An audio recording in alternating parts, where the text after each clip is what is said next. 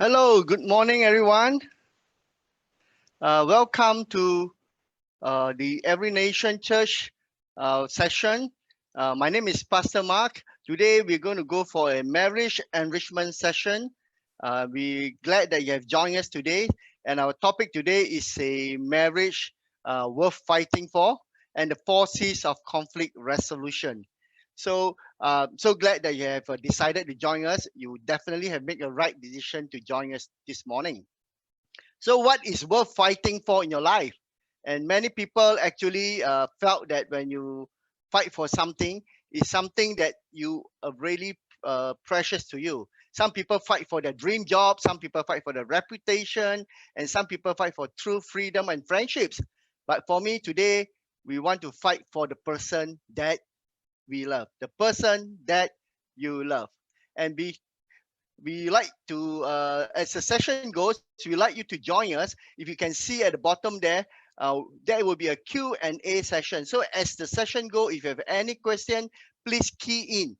You can join us in this session by also putting in questions. We will try our best to answer.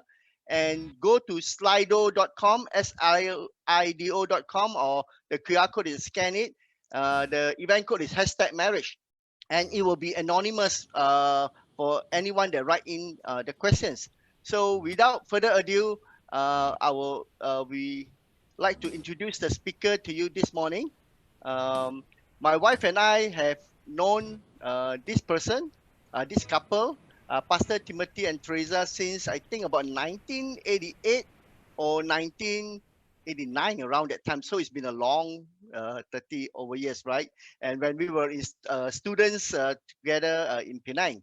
Um, for that many years, actually, we know them from single to married, and they'll be celebrating their 25th wedding anniversary this year. Wow, well done.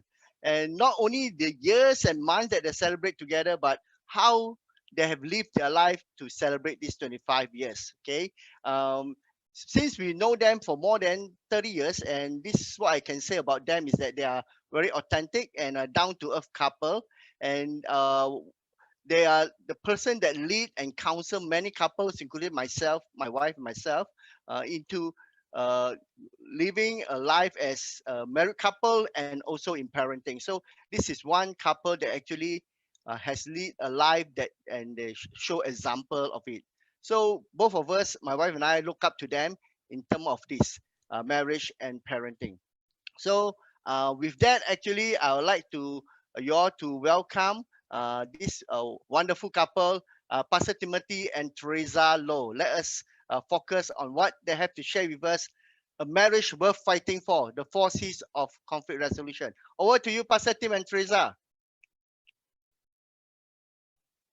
Have you this morning? Me and I wake up and really excited over this. There are things that we need to work through so that we are as accurate as we can be. Okay, so first of all, I must say this. Okay, we have been chosen to do this not because we are the perfect couple. Obviously, that's because we are so good at fighting. Yes. We have so many scars that we can do this together. Okay, so you know, as everyone has told me before, a great seminar always begin with laughter, always begin with some jokes or whatever.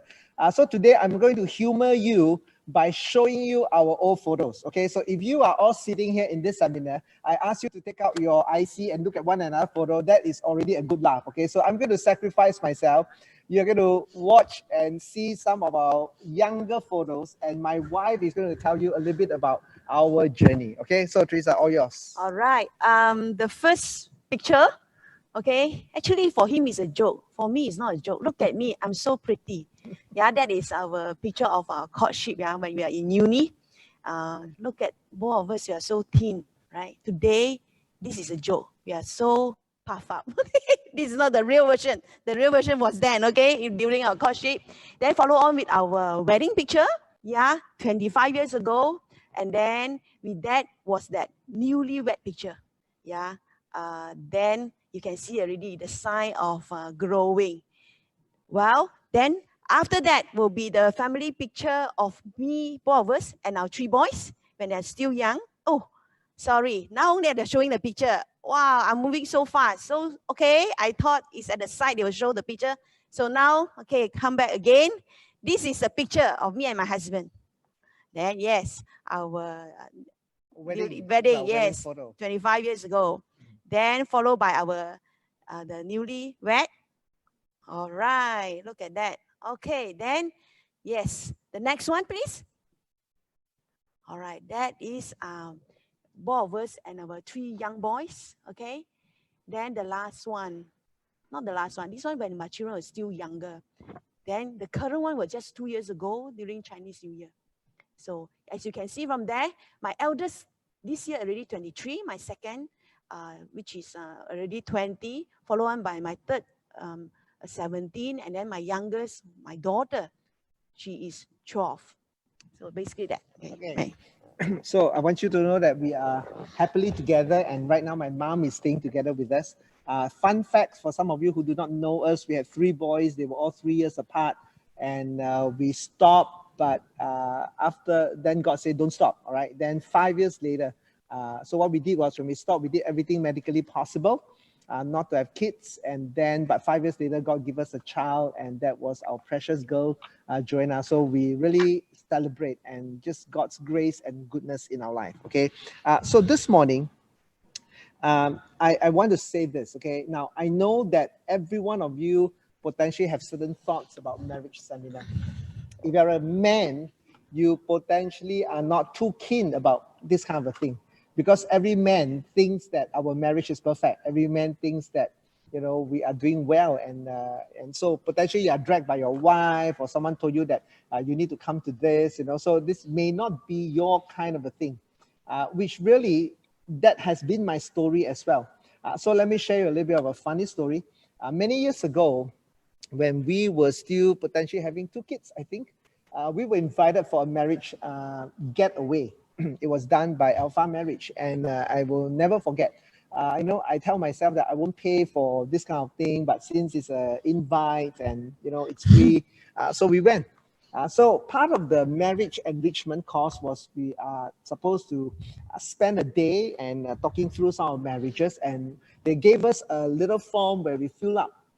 And so when I first saw the question, I thought the question was not relevant to me. Okay, so as I fill up the question, for example, would be like, what is one thing you want to tell your spouse? What is something that you desire your spouse to better understand you? You know, so as I was filling up all those things, I put a lot of non-applicable, not applicable, not applicable. Okay, so I filled it up very fast. The moment I finished, I look around, I saw everybody writing.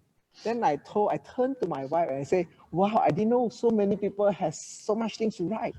But when I turned to her, I saw her writing on this paper massive points about not just one thing. It's almost, I felt like giving my paper to her so that she can continue to write, because she had so much things. Okay, so the truth to be told was on that day, in that moment, as we spend some time to work through, I better understand some of my wife's desire. And I want you to know that we had our tense conversation, but ultimately we had a great time together. Teresa, you remember those moments? Of course, you know, he thought he's in a examining hall, you know, the fastest finish will be the number 1 and everything is perfect. Okay, I slow him down. I write down all the problem that I have on the marriage. Okay, so he was not finishing great that day. Okay. So it's quite funny. Okay, so maybe that's how you felt this morning. Maybe you felt like you don't need this, you know. But I want to say this. Okay, when 2 people of different background comes together, and 2 different sexes, 2 different personality, there is so much differences between us, way more than you and I are able to realize. And I want you to know that having differences is perfectly okay. It's perfectly right. In fact, conflict is just part of what we go through in our daily life, you know. But learning how to resolve conflict is what makes the conflict powerful, so that it can be a life-changing for every one of us now. So today, before we jump into the conflict resolution, I want to give you a little bit of a framework. I kind of developed this framework as I grow in our marriages, and also as I grow in talking to couples and different things. Okay, now I'm going to put up a picture for you. okay? Now, this is how I look at building a marriage. I always tell people this, okay? These are the 4 things that you must build in your marriage. You will notice that these 4 things are nothing to do with the issues that you may face. You may face issues of in-laws, you may face issues of intimacy, you may face issue of finance, none of all these are issues, but these are what I call the fundamental building block to build a strong marriage. So the first word is character. Character is what brings you to the table. Character is what brings you to say sorry to your wife. Character is the one that helps you to own up to the wrongs that you do. So the more you grow in your character, the more you grow as a person, integrity, love, patience, then the greater person you become. So character is very important. Now, so as a pastor, I believe that God is the best person to mold us in our character. The second thing is commitment. I'm going to let my wife share a little bit about the importance of commitment, so that whenever you are committed, when you don't say words like divorce and all those, you strengthen your commitment to be a strong pillar as you continue to build your household. Teresa, why don't you say something about it? Yes, commitment is when you really put your heart to something and you want to follow through and you want to see it come to pass with the fruits that you can partake after that. So for a woman, commitment is a big deal. There's this Chinese saying that go, 嫁鸡随鸡，嫁狗随狗. So it's a very much bringing out the thoughts consciously or subconsciously that we women, as once we married to someone, we will be in step and we will follow. We're willing to sacrifice and lay down a lot of our whatever we want or our desire just to follow the man that we married to. So for us, as a wife or woman, we really treasure this thing called commitment and we really put in our best to want to follow through. So in the same way as a woman, we do want reciprocate from our partner or from our spouse. So that's about for us women. I find that commitment is something very important to us in the marriage. There are spouses that we talk to, the moment a woman senses the non-committal attitude, especially from the husband, their world collapses. So commitment is something that you must always renew. So what are we committed to? That's really another session, things that you must be committed to. So character, commitment. The third thing that you want to master is communication. The whole bulk of it, how to listen, body language, how to respect each other, how to be kind in the way you say things, all this boils down to communication. And finally is conflict resolution. Now, again, I want to show you a picture of the table. And then with that, I can explain further. So this is how I see it. If you have a 4-legged table and your communication, your conflict resolution, your character, your commitment are all strong, then no matter what are the challenges you put on that table, whether it's in-laws, whether it's intimacy, whether it's finance, it has the strength to strengthen you. But for our session today, we only focus on conflict resolution. Okay, so we're going to zoom it down to that area. All right, now, so conflict resolution is very real. I don't think I need any explanation because all of us have that, whether it's in our office, in our life, friends, and then obviously in a marriage. Okay, I'm going to get you to watch a little video to kickstart this thing on conflict resolution, and I'm sure you can identify the amount of things that we do fight as a couple. All right, go ahead, show them. That's not how you fold the towels. It doesn't matter how you fold a towel. It does matter how you fold a towel. If you want it to fit in the closet, you have to roll it. Oh my God, could you chew any louder?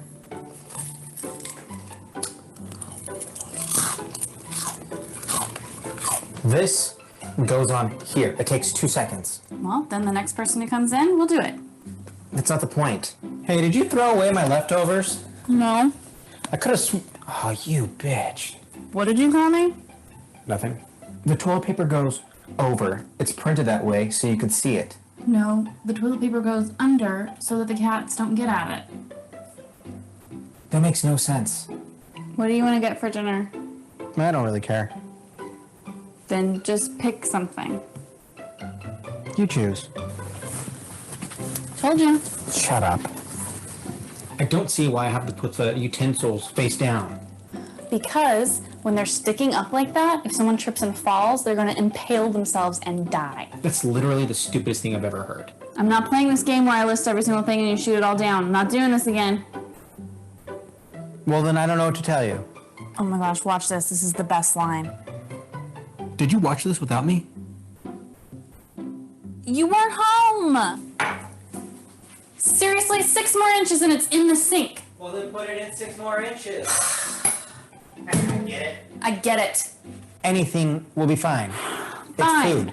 Fine. All right, we're gonna get pizza. Anything but pizza. What do you want to eat?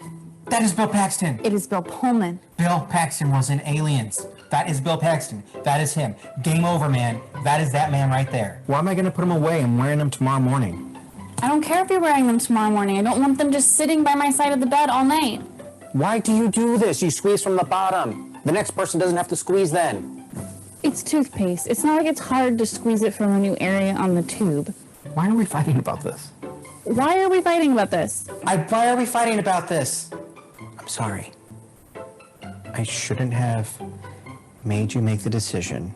That being said, I think your original call of pizza is fine. Just no pepperoni.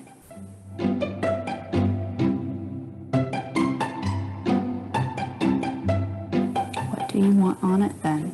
Anything other than Oh my God, pepperoni. I'm going to murder you and All right. Actually, we have our fair share of this kind of petty things, you know. Every one of us that go through that, especially in the early days of our marriage, how we have to transform or turn from me to we, okay? The way we even fold or dry our kitchen towel, it was then, I can still remember a big fight, you know. You should do it, open up this way. After you clean, you have to open up and dry. But he said, just fold it, just throw it in the sink, it's fine. So all these little things, yeah.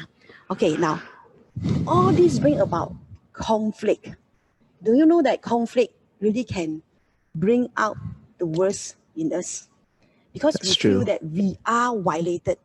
And in that, if we're not watching over how we respond, okay, our non-verbal or our verbal or our behavior, our reaction can truly cause destruction to the marriage. Yeah. So as I'm talking that, then we must have agreed rules of engagement every time when we face conflict. Yeah. Even in wars, they have really this set of things called rules of engagement. You are not allowed to like throw dirty bombs or you are allowed Chemical weapons, all those biological weapons, So there must be an agreed rule of engagement so that we enter into conflict and as a healthy way to resolve matter. Because every conflict is an opportunity for us to get to know one another, understand each other more. Yeah, all right. All right, so all of us can identify we fight all the time. Because we fight, it's very important for us to have what we call the rules of engagement. So the rules of engagement must have at least 3 components. We call that conflict resolution, must have 3 things. Number 1, clear steps. That means that the moment you fight, you know exactly what to do. Number 2, consented agreement. That means before you fight, you already agreed. This is what we agreed upon. No one during the fight would then agree because that's just impossible. And number 3 is your commitment to stick to it regardless of what happened. So there are many, if you were to Google, there are so many ideas and suggestions how to do a conflict resolution. We've been to one where there is literally a mat that they roll out. So whenever they fight, they roll out the mat and I stand at one end and my wife stand at the other end. So if I'm standing on my spot, it's my turn to speak. My wife will keep quiet and listen. And then she will move to her spot to speak. And then I'll move to my spot to keep quiet. You know what I'm saying? So there are many ways to do it. Now, obviously, I think the mat is maybe not as practical as I think because during fight, you will use the mat to try to hit each other rather than to roll it out and stand on the end, okay? But there are really many. But what you need to do as a couple is to have an agreed conflict resolution path. And that's what we are going to talk about now. We think that you need to have 4 stages in a conflict resolution path. Okay, and so this is what we're going to work through for the rest of today. Number one is what I call a cooling stage. It's a stage where you get to be calm. All right. Number two is what we call a clarifying stage, where you get to clarify. Number three is a chatting stage, and then number four is the counseling stage. We're going to walk through every one of them, and then later we're going to have a sofa couple. We call it Dan and Carissa, to talk a little bit about their experience in this thing called the cooling stage. Okay, cooling stage, it is to hitting the pause button to create space for calmness and internal reflection. You know, whenever we are in conflict, you want to hit the pause button. You want to be able to not allow your emotion to overtake that. You know, as a pastor, I've seen this. And in fact, all of us can understand the story of Incredible Hulk, right? You don't like it when I'm angry. At least the old Incredible Hulk says that. I'm not sure about the new Incredible Hulk, okay? The Avenger kind of Incredible Hulk, okay? But at least the old one says that, right? You're not angry when you're not happy, or you do not want me to be angry, because when emotional takes over, you do things that's really not rational. You say things that you regret. You potentially have action that you never thought of, but because out of emotion, you do it. So allowing that space to come down is very important. Many years ago, me as a pastor, one day I received, over a weekend, I saw a family. And I remember seeing the wife having bruises in her eyes. And I asked her, she said, "Oh, Pastor, I had a fall." I said, "Oh, okay. And about 3 weeks later, I actually received a call, and it was from this person. And the wife was crying on the phone, and the wife was saying that, "Pastor, my husband beat me up, and I'm on the way to the hospital." And went to the hospital. She was badly beaten up. And then the husband was remorse, and because of all things, then I went further. I found out that the beating has been going on for a season. So to cut a long story short, we separated them. He actually stayed in a place that I provided for him for a week, for him to have internal reflection while the wife takes time to recover, because the wife couldn't see him. So when I interviewed with him, I realized that he has this anger problem. And whenever a conversation takes place, it goes not more than 15 minutes. Somewhere around 10 to 15 minutes, he couldn't take it. So on that day, he was at the other end of the bed. The wife was on the other end of the bed. The wife was actually near the door, because the wife knew that he's going to burst. But just she couldn't run away enough. He jumped from one end to the other end and relentlessly punched her until the son came and separated them and restrained the father. So I want you to know that's like a hurricane. Creating cooling stage, it is very important. All right, give you a couple of 2 practices. How do you do that? Number one, you learn to practice and honor your spouse's request for pause. I'm going to hand it over to my wife to talk a little bit maybe about that area. Oh, yes, on the key practices, first and foremost, there's always 2 characters in the spouse, okay? Normally, generally. One tends to be more hedgehog, that means withdraw, don't want to talk, you know. The other party tends to be more rhino, like, I want to settle it now, you know, I cannot wait anymore. The emotion, you know, cannot restrain the emotion. So each party have to have a certain practices, okay? Need to learn to respect and honor the spouse request. If let's say the hedgehog asks for space, okay, then the rhino need to give space and restrain, rather than keep pushing and knocking and want things happen now, want discussion now, you know, want to resolve now. So got to restrain, right? Learn to respect the other party, the request. Then the second would be learn to do the best possible closure before asking for time out. Okay, how to do that? My husband is very good, because I'm more of a rhino. He is more of a hedgehog. So every time when things happen, I want it to be resolved, but he will say, "I need some space." So through the time, I have learned to give him space. And then not only that, he will also recently, I think past 1-2 years, he will text me, he will say, "No, you just give me some space. I still love you." I think that is very assuring words. I still love you.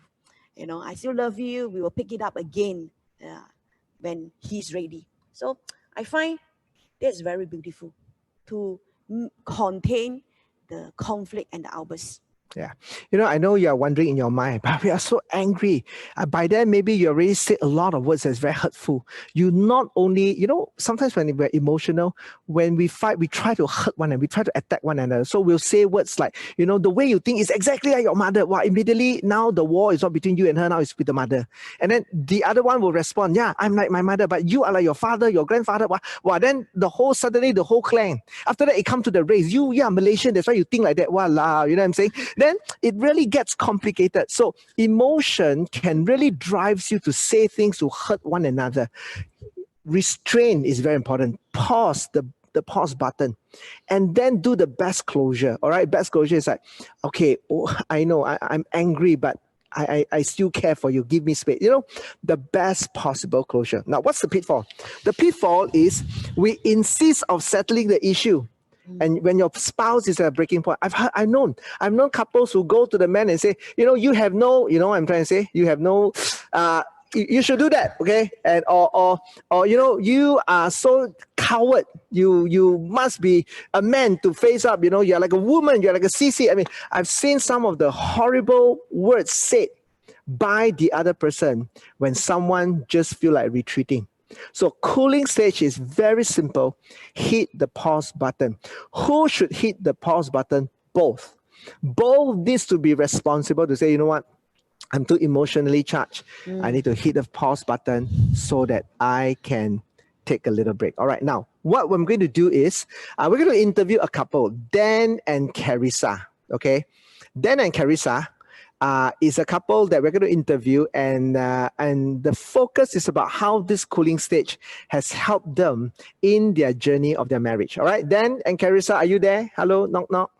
Hi, Pastor. Hello. Hey, hello. That's our good-looking couples, okay? Dan and Carissa stays in Ampang. We fly them all the way. No, they're still at their home, okay? And just to do this little interview, Dan and Carissa has been with us for quite a long while. Gotten married last year, a newlywed couple, and they have this funny story, but real story that they go through. So we're going to talk through a little bit with them, okay? Then Carissa, by the way, all right, could you introduce yourself very quickly, what you do, and then, before I jump in with a question. Go ahead. In the bank, I do deposits for SME businesses, whereas my wife, Carissa, she's a... Hi. Hi, no. But she's currently taking a break from practice. Yes. Okay, great. Then Carissa is a great couple. We really enjoy them. And all right, share with us, how was it like when the conflict happened? And normally what are the things that you fight about? Go ahead, then Carissa. Okay, so usually we fight about everything. We fight because we have different ideas about everything coming from very different backgrounds. Yeah, and both of us are so opinionated that we talk more than we really listen. It comes to a point where we divert so far from the root cause of our argument that we're just trying to win every single small issue. Yeah, so everything. Okay. Then, I remember when we were talking, you were talking about you are kind of a rhino, and then, Carissa, you're a hedgehog. Could you just tell us a little bit more about that? Okay, so for example, if there's a conflict and then we fight, it gets very, very ugly. So usually when we fight, he will raise his voice. So when he raises his voice, I get very defensive. So I also want to raise my voice. But then we both start screaming really, really loud, and I get really, really stressed, and I would just shut down because it's just too much for me, and I just want to run. So I just want to run away, but he insists that we should talk right now. Yeah, so because for a rhino, I didn't understand the importance of giving her the time and space she needs to actually process and gather her thoughts. I always wanted to be settled now, that kind of thing. So it seemed like she just wanted to have her say in the issue, and then she shuts down before I get to have my say. Right. Tell us your worst story, okay? Yes, go ahead. Okay. So there was this one time, we were in another one of our screaming matches again. To be honest, we don't even remember what we were fighting about. The fight dragged on for so long that it came to the point where she had to go to work. So to me, it seemed like usual again. She wanted to just say her mind, and then she stormed off to work. So me being the rhino I refused to let her have the last say on the matter. So I called and texted her many times after she left the house, and all of which she ignored. So finally I decided to actually chase her down to her office and insisted to speak to her immediately. Okay, so when I finally reached the office, we were in the car park and we continued our screaming match for another hour or so. Yeah, I remember that one. We were both raising our voice so much and so loud, so I cannot cope. So I was very, very thankful when I remember, oh my goodness, I have to go to work. So I said, okay, stop. I have to go to work now. And then I left because I just really need to leave, because we were just fighting in circles. And he was so frustrated. So he kept texting me and he kept calling me, but I ignored him because I feel like we just both needed to calm down and just think, but he couldn't. So I was so scared because he actually got into his car. He couldn't control his anger and he followed my car all the way behind to the office. Car park, and then in the end, I saw him at the car park, and I thought, okay, we just continue talking in the car, but it's no good because we were just so angry. Wow. Scary. Yeah. Hey, both Dan and Carissa, really, I appreciate you sharing that story. When I first heard you telling me that story, I asked you whether are you willing to share that. And thank you for opening that. I think everyone can identify that now. Maybe some of you couples sitting down there, you have not gone thus far. Maybe you have gone further. I'm not sure. Okay. But you know what it means to text each other, call each other, refuse to pick up the phone and storm out from the house, whenever that's what emotion does to us. Okay. So then, Carissa, one last question. Ever since you understand the importance of cooling stage, just allowing each other space, how has that helped you? Go ahead.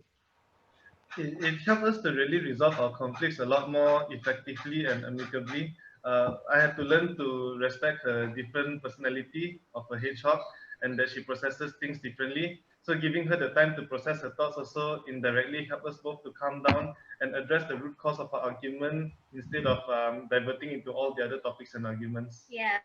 Now that he understands, I felt like I could breathe and think of all the rational reasons behind the fight. Sometimes after we sleep, deciding it's okay to talk about the fight tomorrow, we wake up realizing the fight isn't worth fighting about. Actually, Great. we both realized that we actually are really tired a lot of times, and the fight was just so insignificant. So we also learned to not go to bed angry, and I think that was something that we really, really like, and we want to pass down to our generations, not to go to bed angry. Because when you have to go to bed and you are so angry, but you have to not go to bed angry, and you have to kiss each other before you sleep, you tend to put the fight aside and make peace. So I think that really, really helps, and we learn to choose our battles, to choose our fights better, and it's also a very big deal for us not to downplay what the other person feels, but we want to learn towards getting a plan that works for both of us. So calming down is so important.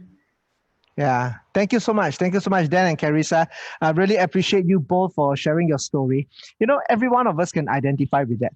And you can see the power and the simplicity of cooling stage, where it allows each other space to think through. And once you think through, then you concluded that, hey, why are we fighting? This is not worth fighting at all. Which is why I want to end this stage with a little quote. And the quotation says that, let me find the quote. The quotation says that the mind is like water. When it's turbulent, it's difficult to see.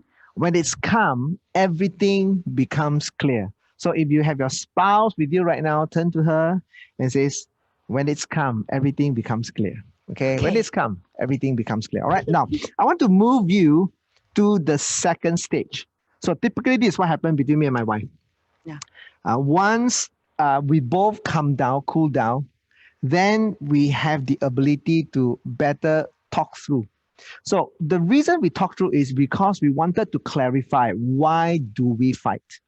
Why is that important? Because statistics shows that 80 to 90% of conflict happens because of misunderstanding. Yep. That's huge. So many times we don't understand each other, different wavelengths, especially men and women. In fact, this morning we're talking about it.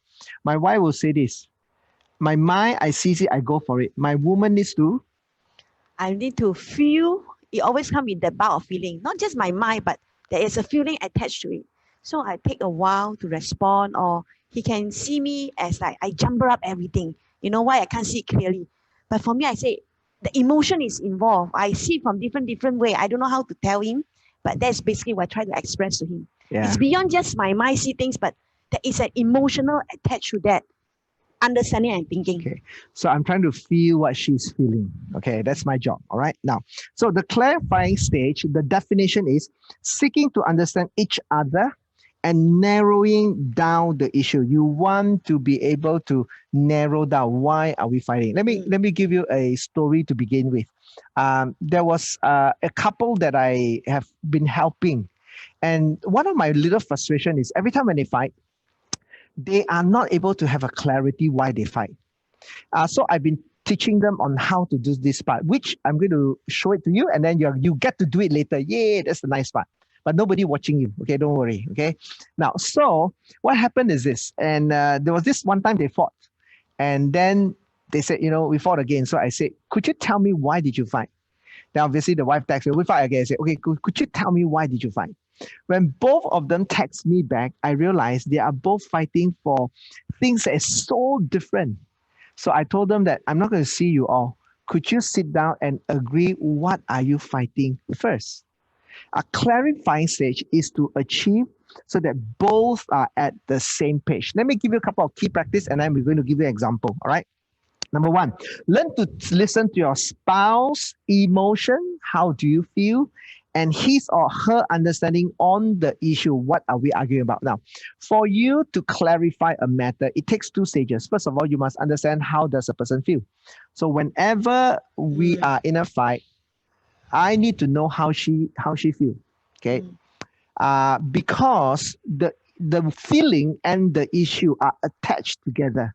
So, for example, when a couple is fight, one can feel very disappointed, and then they explain why that disappointment. So knowing how a person feels always help you to connect with someone emotionally. Okay. Shortly, I'm going to give you an example. Number two, learn to focus on the issue and not attacking each other, which means that you don't use words like you never, or you always. Okay, right. Always start with I. Always start with I. I feel disappointed. Always start with the I, okay, and not you, all right, because you will invoke a certain. So clarifying stage after you come down is to learn how to do so. All right, now very quickly, I give you an example, and then we're just going to open up our live so you get to hear some of the fights that we go through. Okay, so to qualify, we don't fight as much, okay, but we do have our own fights. So this is one of them that we recently just sort of resolved. Now, I'll explain my world and then she'll explain her world. Okay. So some of you who do not know me, I'm a pastor. I used to run businesses. I volunteer to the church. I travel a fair bit. I'm involved with the international, at least in the movement. So I wear many hats. So I wear the international hats, I wear the local hats, I wear the father hats, I wear the husband hats, I wear the counselor hats. I consistently wear a lot of hats. In a day, I can speak to anywhere, 20, 30 more people, some face-to-face, some over chat. And I'm very much a pastor that walks the ground. So I know people quite a fair bit. So I talk a lot every day. So my world is packed of that. And my wife world is at home with the children. Okay. So when I come back home, she wants to know everything about my world. I struggle. Number one, as a man, I've already spoken more words than typical man. So I would tell her, I'm good, or, typical man, just tell very little. Yeah. And she gets frustrated because she doesn't know what's happening in my world. All right, go ahead. Tell your world. Okay, so I am at home with my 4 kids, okay, managing them, make sure they are well behaved, have their good food, okay, do whatever they need to do for their schoolwork. Then waiting for my husband to come home and tell me what happened to his work. So I don't know, can you imagine or not? I think most wives maybe can feel it as well, especially those who are homemaker. When you ask your husband, so how's your day? Typical like normal, same like other days, Then anything happen? There's a lot of things happen. If I tell you, there's no end to it. So there's no information given to me. So can you imagine day after day, you feel like we are more and more becoming separated, or we are like living in a different world. He in his world, I in my world. So there will be insecurity, right? Like my husband becomes stranger to me. or what is he talking to this person for so long? Why is he so busy talking to this person? I want to know, because we're supposed to share our lives together. So yeah, I do have that insecure feeling when I cannot be in his world to know what is happening to him. Yeah. Okay. So obviously, for me, I don't feel as such. I felt that she's very much part of my world. It's just that right now, this season, she focused on the kids. But for me to every time to download to her everything that has happened, it's really a lot. Okay, so I don't know what to choose. So we then try to clarify. So after work through we tried many things. Okay, we tried. She has access to my phone anytime, whatever. Okay, so we tried many things. Okay, but that comes to the chatting stage. But after clarified with her, this is how I understood her. I understood that she felt insecure and she felt left out. Okay, so from an emotional wise, I connected to her emotion. That's exactly how she feels. All right. What about you, Teresa? So I feel for my husband. I think he's tired of me like stalking him. I'm not stalking him, okay? He's tired of me like keep asking him. Then he feel. I think he feel frustrated. She doesn't stalk. Okay, stalk is not the right word. Okay, not the right word. I think for me, she kept wanting to know my world, keep on asking and or keep on saying that we are, her world and mine is different. Maybe. Yeah. Okay. So in that, I also feel he's frustrated. Yeah, because I do bring it up often, right, to him. So yeah, basically that. Okay. So once we understand each other's emotion, we try to then identify the issue. So for me, the issue is if I can string both together. Once you understand the issue, once you understand the emotion, and once you understand the issue, you want to string together so that you then have a clarity. All right. So I would say it in my own words. My wife feels left out because my world is expanding fast and she can't catch up. That was the issue that I would summarize. Teresa summarized it a little bit different, which is perfectly okay. You don't have to have only one issue. It can be same issue, different shade, or it can be two issues sometimes. Okay. Why don't you say yours? Okay. So for me, it's like my husband is moving forward at a speed that makes me feel lost and not together in serving. Yeah. All right. So you find that our issue are about the same, but a little bit different. Because my wife would use that she's not together in serving, where else I felt we are together in serving. It's just this season she has to serve the kids more. But she doesn't see it that way, right? I also know that she's panting, wanting to catch up with me. So, we identified this issue, all right, clearly. I understand how she felt. She understands how I feel. I understand the issue. Okay, of she panting, not the same world, catching up, so I need to. So then we move next to what we call our charting stage. Okay, so I want you to be clear. The clarifying stage, once you come down, is to be able to understand how she feels, how I feel, what are the issue, and string them together. Because the issue gets clear when you tell a person the emotion and the matter. Right? So it sounds something like, I am angry because what you say really hurt my heart. Then it becomes clear. String it into a single statement so that both of you can dialogue. Now, many times when you try to do a clarifying stage, then you get into an argument again. You know what do?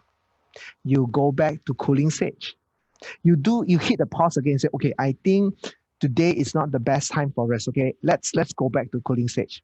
I had a scenario of a couple that I journey with where when the cooling stage happened, the wife took her 5 days, literally 5 days. So this is what the husband says. He says, Pastor, I want to resolve. But whenever we argue, she won't talk to me for 5 days. I won't talk anymore. I won't talk anymore. Okay. She will then, I said, what does she do? She locked herself in the room for 5 days. I then look at her, I said, what do you do for 5 days in your room? I tidy up the room, my house. I just do whatever. I just keep quiet. I offered my house to tidy, for her to tidy as well, okay? Because 5 days. So I then look at her, I said, is this a common scenario? You take a 5 days hibernation. She said, yes. You come out from your room, you talk to your husband. The moment you hit another argument, you go back for another 5 days. She said, yes. Then I look at her and her husband. I said, that's not livable. Cannot live like that. I said, could you do your cooling stage, right, to be 2 days? From 5 days shrink to 2 days. You know, eventually she shrink it to 1 day, and eventually she shrink it to a few hours. I said that few hours, that 1 day, whatever you want to do to recollect your thought, you need to do so. So your cooling stage, right, is very helpful. When you clarify, you potentially will jump back to cooling stage. All right, now we're going to move to the the charting stage. All right, now for the charting stage, your goal is to explore different options and choosing the best possible solution. Okay, I want to tell every couple, whenever you're in a conflict resolution, you want to spend 80% of your time charting. You do not want to spend 80% of your time cooling and clarifying. You want to do that the shortest. So to do that the shortest is don't have to clarify too many things.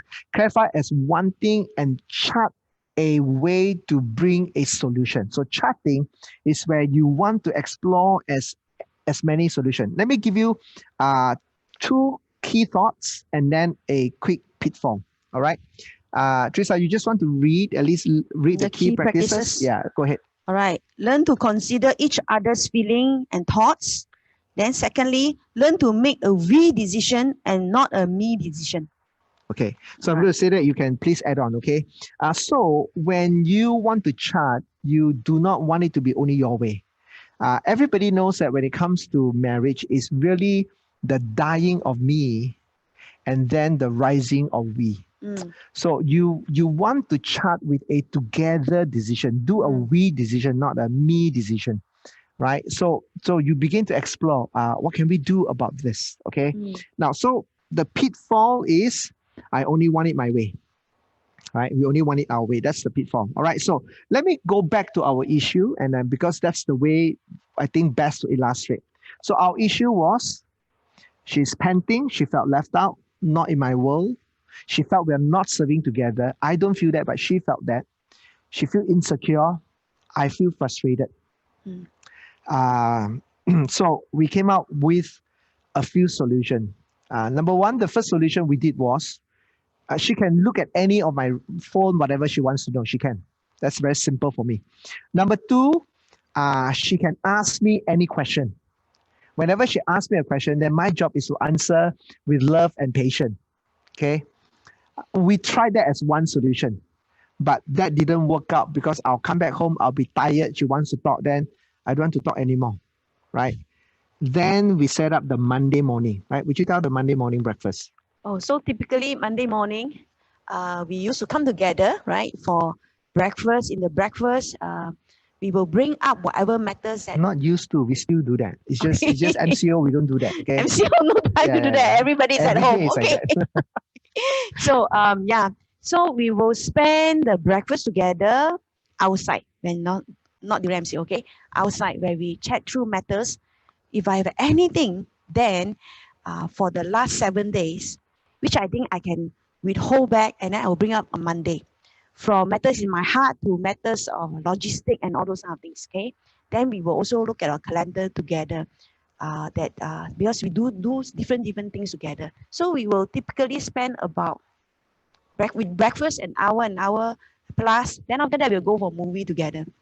Yeah, we'll end with that.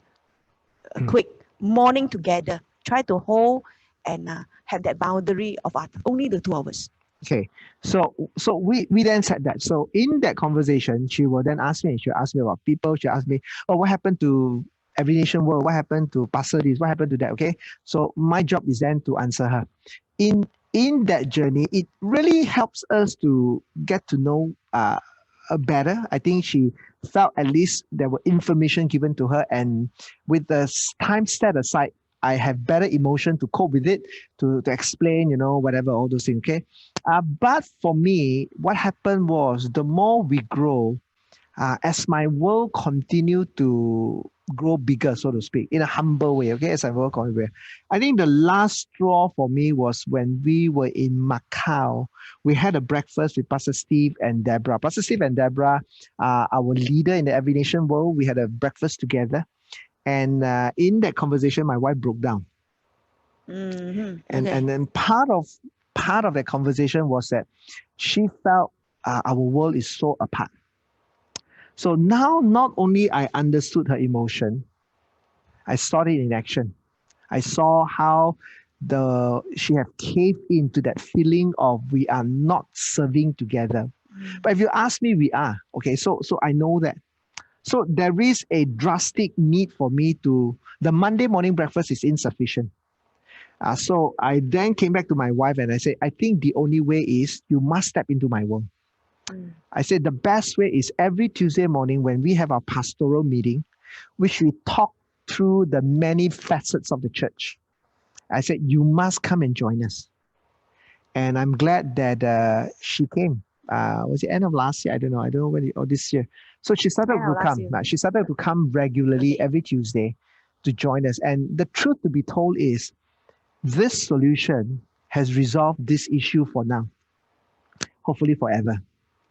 But this solution of her coming in to be part of our life, part of our church life and everything, discussion together. And, now she doesn't ask me to update anymore. Now she does say, hey, tell me this. No, because as she gets to see me in action every week in, week out, she then, and slowly, so ever since we do that, we no longer argue about this anymore. We no longer have this bulk of, I'm not in your world, we don't. So I want you to know, every conflict you can actually, once you clarify, you chart a certain way, you can actually overcome it practically. It is not so complicated. A quick example I give to you. A lot of couples will talk about this, okay? When she drives, I like to comment. When I drive, she likes to comment, right? So a simple resolution is whoever drives decides. So you don't have to say, well, you go this road. How come this is a better shortcut? No. Whoever, the rest just enjoy the ride lah. It's as simple as that. Then you no longer have conflict over there. Okay? So I hope you get the gist of it. Okay? So in every conflict resolution, have the cooling stage, then have the clarifying stage. But you cannot go beyond clarifying. If you are unclear, then you do not know what to chart, or you chart differently. So once you are clear with both, saying, okay, I know, all right, that this is the issue, this is how you feel, then you are able to chart better. Okay, so now I want you to be able to practice. Okay, so we're going to give you about, before the clock ticks, okay, we're going to give you 10 minutes. This is what I want you to do, okay? Now, I do not want you to have a Hari Raya fight. Okay, that's not what we want. That is not Selamat Hari Raya. It's Selamat your perkawinan, okay? We want you to have a great Hari Raya, but we want you to walk away. So this is what I want to encourage you. Choose the most minor issue.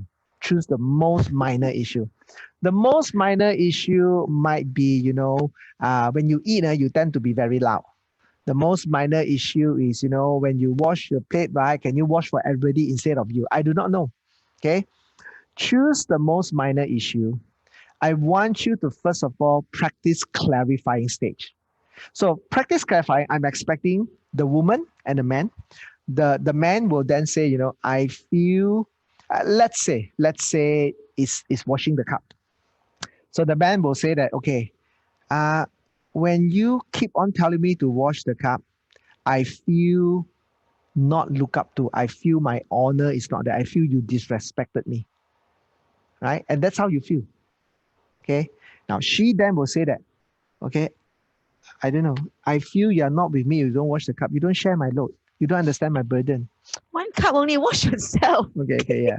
I'm just saying a simple example. Okay. Just joking. Okay. So choose the minor issue, able to tell how you feel and what is the matter, right? Then you move on. Once you see the clarity, you move on to find many options. Because of one cup, hire a maid. Okay. Use plastic cup. Whatever it is, okay? You then agreed on a solution. On Monday, you watch Tuesday, I watch Wednesday, I do not know. You then work out a practical solution. All right. Now, I'm going to give you 10 minutes. Go ahead. The clock should tick right now, and then we'll come back to the final stage, and then we'll move on. All right. Go ahead. Okay, I hope that every one of you managed to do the couples time where you get to talk a little bit. And I know that 10 minutes is insufficient. Some of us need 10 hours, some of us need 10 days, okay? But you will continue doing that. But I want you to practice, learn to hit the pause button, clarify, narrow down how she feels, what are the issues, and finally spend 80% of your time to chat, to find ways to overcome that challenges. Okay, so my wife has something to add when it comes to fighting, and I thought was really good. Teresa, go ahead. Yeah, this is one thought that I find helps me a lot. Okay, that is choose your battle. You don't really need to fight over everything. Yeah, some things are too small. For example, my husband has a habit. Early in the morning, wake up, after he changed, the cabinet is still open. So I have learned that not necessarily even to raise it to him, I will just close it for him. It's too small matter. Or there be times maybe we as a woman, we have our cycle of hormonal changes, then we get emotional. Certain thing can be, we become sensitive over it. So it's better to take a 24 hours. If you're really upset with your spouse over certain matter, right? Even as you type in your phone, type in a note page, don't type in the chat room, okay? So let that matter be in the note page. And after 24 hours, if you were to reread back, if this emotion and this issue still valid, then only you send over to him or you pick it up. Because at times, it's just we being sensitive because of the hormonal changes that we go through. Yeah, all right. All right, thank you. So choose your battle. All right, I think that's very important. By the way, I opened the cabinet is because the clothes needs to add, and I'm just kidding, okay? That's just my little habits, okay? Now, we come to our final stage. So remember, once you cool, once you clarify, once you chat, in any moment, you couldn't get to an agreement, you go back to cooling stage. After you have gone through a few rounds, you potentially couldn't resolve this matter.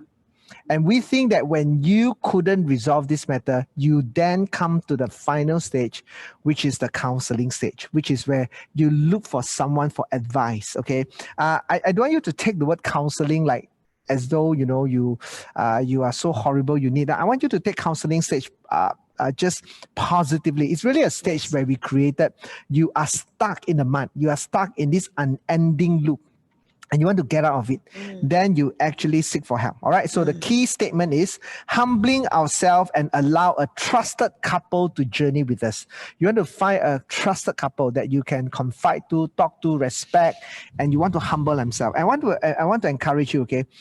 It is important that when you do that, they do not just represent another voice. It wasn't an internet voice. It wasn't a Google voice, but it was the voice that you will adhere. It's a voice that you pay serious attention. Now, if you're someone that counsel, if you're a couple that counsel others, you also need to know that you do not give prescriptive and you should be descriptive. Prescriptive means you tell them that, oh, this is what you need to decide on, and you do this. That's prescriptive. You know, we leave every couple their maturity to make the decision. Our job is to give them the environment, talk through so that they're able to process that well. Now, and then, so the two key practices: learn to embrace a respected figure or voice into your life, and learn to surrender and explore the suggested option. So you want to have a respected figure. I give you an example of someone that we would journey with, and then we're going to bring out our biggest fight ever in our life. Okay, so this is it. Okay, this example goes to two of our church people, and they are right now no longer with us, and in fact they are in Japan. Okay, but the story goes with when they were going to get married. So we were their counselor, and I still remember, I will never forget. Okay, this was two different culture, Japanese culture and the Malaysian culture. They both come very, very differently. So everything that they talk to, they always have a lot of misunderstanding. So the night before the wedding, the tomorrow is the wedding, I received a call. And it was the girl that said, Pastor, we both need to see you now, and we couldn't resolve this. And tomorrow is our wedding. I need to know that this can be resolved. If not, I'm not too sure what's going to happen tomorrow. So I met up with them, and over dinner, so I said, could you fight in front of me? So it was like an MMA fight, Japan, Malaysia. I'm just kidding. So they both then fought in front of me. When they were fighting, because I was the third party, it wasn't I was smarter. It was just I was the third party and I cared for them. I began to see why they fight, and this is how they fought. So the question that was being asked as they do the exercise was, what makes you happy? So immediately the girl will answer, what makes me happy is when I get to watch a movie, hold your hand, eat pie, makes me really happy. And then look at the man, Japanese, right? He says, what makes you happy? And then he gave the most brilliant answer. He says, there is no happiness in life. Walao. Immediately on the spot, I was shocked. She was shocked. And all I know is this. The difference is this. Whenever a question was being posed, for him, it's always a philosophical answer. For her, it's always a practical answer. I hope you get it. He sees everything philosophically. She sees everything practically. So I need to bring him down or I need to bring her up. In fact, the solution for them to communicate is she needs to say something like, I'm asking you this practically. Then he, I got it. Or he is asking her, I'm asking you philosophically. So to bring him to understand there's this practical, because he insists there's no happiness. So I actually did this example. I said, if I were to give you steak and give you laksa, his favorite food is laksa. I said, which one makes you more happy? He says, Pastor, of course it's laksa. So, okay, that is the question we're asking. What makes you happy? What makes you, they say, arigato, I got it. All right. So what I'm trying to say here is there's a lot of practical handles, but that problem was resolved once and for all simply because they both came to me and I had a snapshot of their fight and I saw something that was insightful that helps them to bring them. Okay, so now this is then our turn. Okay, All right. And I want to be as real as this. Okay, one of the biggest fight, in fact, that we had conflict is really the hosting of my in-laws. Okay, My in-laws. her in-laws, my mom, to my place, and so not my mom. Previously was my dad and my mom. So I have always wanted to host them. I see that whether it's Chinese tradition or not, I just see that that's something that I like to do, I hope to do, I desire to do. Now, my wife loves them as much. But when it comes to hosting them, my wife has her own challenges. Teresa, why don't you just maybe tell it a little bit about your world? Yeah, okay. Truly, we rarely fight. I think in our marriage journey, this is the biggest conflict that we have. So then, this is like 7 or 8 years ago. My children were still young. Okay, I have 4 of them at home. I even homeschool them. Yeah. So during that, when he brought up the idea of hosting the parents, I was really hesitated. One thing is my hands full, my house also full, and then I feel I'm so overwhelmed with so many people at home, right? So I also think that there will sure be disparity of expectation and, of course, ways of living. So truly, I was hesitated then. Yeah. So because of a hesitancy, puts me at a spot where I felt I couldn't honor my parents. Yet I love my wife. I wanted her to do it. But so we went through a couple of years where we had a lot of difficult conversation. And some of this difficult conversation was very emotional. To cut a long story short, I desired to host. She hesitated because of the kids and the disparity of expectation, whether it's them on her and her on them. It's just reality of life. So we then both decided to look for a counselor. We then go to the counseling stage. The person that counseled us was actually Pastor Philip and Nancy Lin. Some of you are familiar. I kind of look up to Pastor Philip. And so we were in a trip together in KK where we brought this up to him. Now, I want to tell you, okay, when I brought this up to him, I have a sneaky desire in me. And the sneaky desire is this, okay? Because to take care of parents is the most noble thing to do. The sneaky desire is I hope that Pastor Philip will look at my wife and say, Teresa, you should, support your husband and live out the dream he has, blah, blah, blah, I was hoping that will settle the whole thing. So in that conversation, I think we both share our hearts. All right. Okay, before I tell the conclusion, anything you want to add? No, it's okay. Okay. So I still remember the last conversation Philip had with me. So it was emotional. I think she cried, I cried, because it touches a nerve in our hearts. It touches my nerve as a son. It touches my nerve as a husband. And the last part was this. Pastor Philip, being wise and not prescriptive, he described it this way. He says, Tim, no matter how noble is your desire, your job is to love and lead your wife to that decision. You do love her, you need to lead her. So that was what he told to me. Boy, that was a difficult flight back home. I have to chew that. And I was thinking to myself, how am I going to do that? And I thought this is the most noble decision. If I were to poll it, I'm sure the world will be on my side. That's what I think. But that's the reality of conflict, right? So I then began to have a shift of heart. So I try to enter her world. I try to enter how difficult it can be for her. And I try to love her and lead her. Okay, it's okay.